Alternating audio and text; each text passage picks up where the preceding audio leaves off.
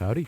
Odds are, if you're here, you guys want to know how I made this. So, in today's video, I'll be teaching you how to make a simple top-down camera view for your Roblox game.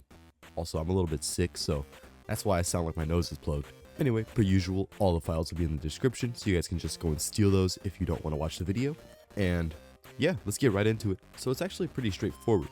All we have to do is make a script instead of star GUI, and we'll just name that script top-down camera.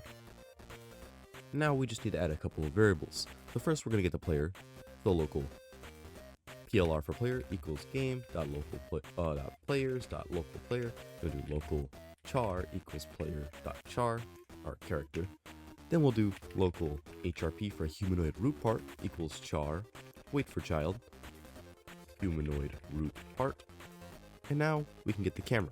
So local cam floor equals game.workspace dot current camera, which is going to get the player's camera that they're actively using so we can edit it. And right here we'll just add a little changeable variable value. So we'll do local y amount equals 20, and you'll be able to change that later, so don't really worry about it too much. Now let's make a function for our activating our top-down camera. So we'll do local function enable effect. We'll do cam.camera type equals enum.camera type.scriptable. So now we can actually script our camera. So up here, I'm gonna get run service. So I'll do local run service equals game get service run service. And basically run service lets you run a script every single frame of the game, which is pretty handy for doing effects like this because you actually have to edit the script every single frame of the game. Now we'll just do run service dot render render stepped whoa, what is happening? Connect function, and we'll do cam.cframe equals cframe.new, and it's gonna get kind of messy here, so I'll try my best to make it smooth.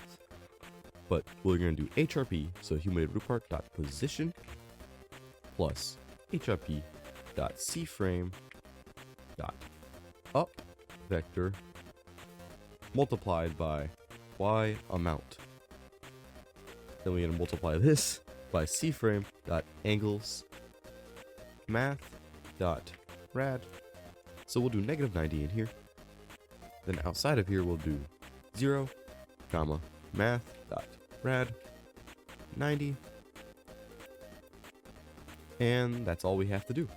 So now we can just pass.wait 5, and we'll enable our effect. So if I go and I play it, bam, and now we have a top-down camera.